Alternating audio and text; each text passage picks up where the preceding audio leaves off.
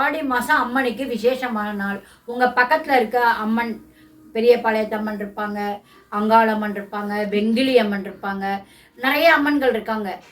அதை கோணாசி அம்மன் இருப்பாங்க. எவ்வளோ அம்மன்கள் இருக்காங்க. உங்கள் வீட்டு அருகில் இருக்க அம்மன்களுக்கு பொங்கல் வைங்க. ஆடி மாதத்துல ரொம்ப விசேஷம். அந்த பொங்கல் வைக்கும்போது மாவிளக்குன்னு ஒன்று போடணும்.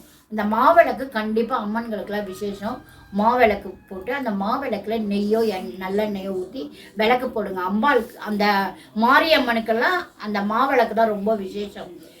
சில பேர் வீட்டில் கூழெல்லாம் ஊற்றுவீங்க, அது அவங்கவுங்க பழக்கம். ஆனால் பக்கத்தில் இருக்க எல்லா தேவதையும் வருஷம் இந்த ஆடி மாதத்தில் ஒரு பொங்கல் வைங்க. சரி, எனக்கு பொங்கல்லாம் வைக்க தெரியாதுமா அப்படிலாம் நாங்கள் பழக்கம் இல்லை. அப்படி இல்லைன்னா தேங்காய் பூ பழம் வாங்கிட்டு போங்க. மாவிளக்கு பச்சரிசி கொஞ்சம் நேரம் ஊற வச்சு மிக்சியில் அரைச்சி கொஞ்சம் குறைன்னு எடுத்து வெல்லம் ஏலக்காய் போட்டு நல்லா ஒரு உருண்டையாக பிடிச்சி 2 விளக்காக பண்ணிக்கோங்க. அதை 2 விளக்கு பண்ணி கோவிலில் எடுத்துகிட்டு போய் அதில் நெய்யோ நல்லெண்ணெயை ஊற்றி விளக்கேற்றி அம்பாள் கிட்டவே, மாரியம்மன் கிட்டேயோ எந்த அம்மன் கிட்ட போகிறீங்களோ அங்கே வைங்க. அதுதான் நமக்கு, அந்த அம்மாவுக்கு அதுதான் முக்கியம். அதுவும் ஆடி மாசத்துல ரொம்ப விசேஷம். மாவிளக்கு ரொம்ப முக்கியமானது.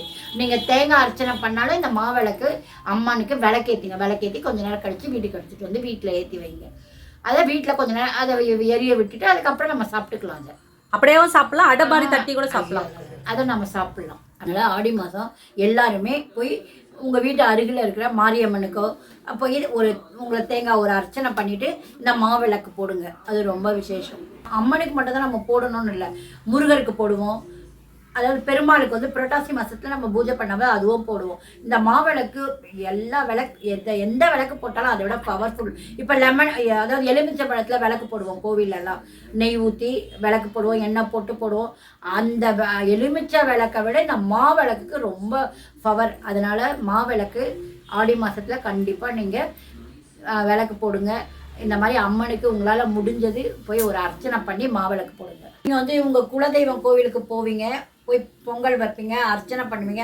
ஆனால் இந்த விளக்கு போட்டாதான், மாவிளக்கில் நீங்கள் விளக்கு போட்டாதான் நீங்கள் அந்த பூஜை பண்ண பலனே நமக்கு கிடைக்கும். அதனால் இந்த மாவிளக்கு போடுறது ஒரு பெரிய விஷயமே இல்லை. சிம்பிளாக பச்சரிசியை மிக்சியில் அரைச்சி ஒரு மாவிளக்கு போட போகிறோம், அவ்வளோதான்.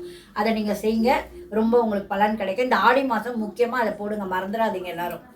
இப்போ ஆடி மாதம் மட்டும்தான் இந்த மாவிளக்கு போடணும்னு இல்லை.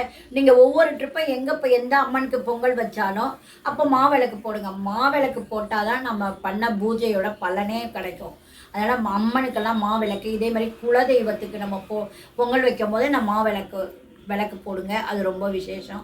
இந்த ஆடி மாதம்னாலே மாவிளக்கு ஞாபகம் தான் வரும் நமக்கு.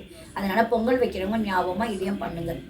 இந்த மாவிளக்கு தீபம் போடுறதால குடும்பத்தில் அதிக நன்மைகள் நடக்கும். அதனால் மறக்காமல் ஆடி மாதத்தில் பொங்கல் வைக்கும் போது இந்த மாவிளக்கு தீபத்தை போடுங்க. ஓகேம்மா.